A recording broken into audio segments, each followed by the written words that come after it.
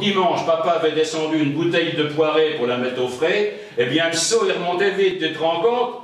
À part ça, le puits alimente toute la famille en eau potable, boissons, cuisine, toilette.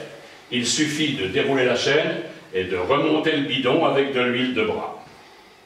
Au fond de la cour, la cave avec le gros établi de bois sur lequel papa range ses outils et la brouette. À côté, la cabane au lapin, mais moi, ce qui m'intéresse, c'est la maison de Mémé. Oh, une vraie maison de conte de fées. L'extérieur, d'abord, avec des rosiers que papa a l'honneur de tailler chaque année, et des bordures avec des fleurs toutes sortes, mais surtout des primevères et des dames bronzeurs. Ah, je les aime bien, ces petites clochettes blanches. J'ai même le droit d'en semer. À l'intérieur, ce qui me fascine, c'est le tiroir de la grande table, un vrai capharnaüm. Que des trésors, des briquets à essence avec des mèches en amadou, un fer à friser, des couteaux à plusieurs lames, une statue phosphorescente de Notre-Dame de l'Eau et surtout une timbale gravée dans les tranchées par un soldat qui n'était autre que le père de Madeleine. Ah, Madeleine, c'était la fille de Mémé, issue d'un premier lit avec un nommé Prestavoine mort au champ d'honneur, comme on disait. Mon jeu favori avec Mémé, c'est le charbonnier. 2 chaises, un petit volant, et me voilà devenu livreur de charbon. Oh, les tonnes que j'ai pu lui livrer à Mémé, incroyable. Et voilà ma petite dame, les petits boulets du Nord, comme vous les aimez. Où est-ce que je vous les mets? Dans la cave, mon gars, dans la cave. Et voilà ma petite dame, à la prochaine.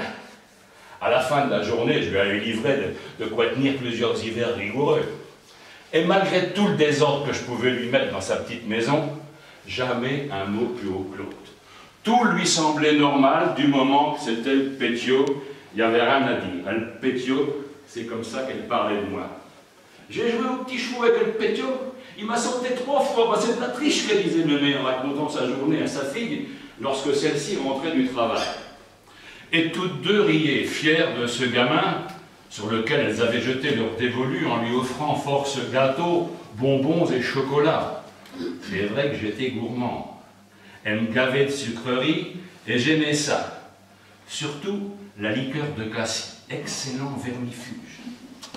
Mémé, je crois que je les vais remonter. Tiens, Pétio, ça ne fait pas de mal, on en donne aux mourants. Et voilà comment j'ai commencé à apprécier l'alcool. Une autre friandise que j'aimais bien quand j'allais en ville avec maman, c'était les cornets à la crème.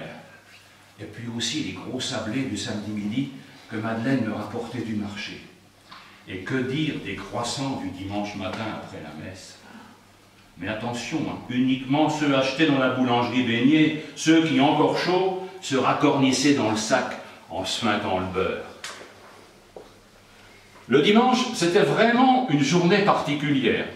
D'abord, parce que c'était papa qui faisait le petit déjeuner. Pas du chocolat banania en poudre, non, du vrai chocolat en carré qu'il faisait fondre.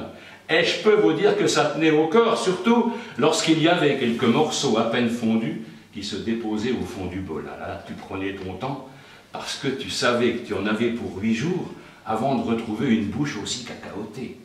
Maman n'était pas en reste, hein, son civet de lapin était une merveille. Flambé au calva, il embaumait la pièce lorsqu'on soulevait le couvercle de la vieille cocotte noire, celle qui faisait une musique au bout d'un certain temps de cuisson. Carottes, champignons, pommes de terre égayaient ce plat savoureux. Le dimanche, c'était aussi le jour du poste de radio. Grosse bête en bois verni avec des yeux qui s'allument vert ou rouge et des gros boutons que seul papa a le droit de toucher, surtout lorsque c'est Geneviève Tabouis qui cause. Alors là, t'as pas intérêt à la ramener avec ta purée trop chaude ou ta viande trop dure. Geneviève Tabouis, c'est sacré. Attendez-vous à savoir. Et commencez toujours ainsi. Quant à la fin, toujours la même. Et à dimanche prochain pour les dernières nouvelles de demain. Là-dessus, une petite pub pour les entremets instantanés avec bruit de cloche à l'appui. Francorus au dessert, c'est un régal que l'on sert. Pour les fourrures, Brunswick, le fourreur qui fait fureur. Pour les chaussures, André, le chausseur sachant chausser. Et pour les instruments de musique, dites toujours Paul Beucher.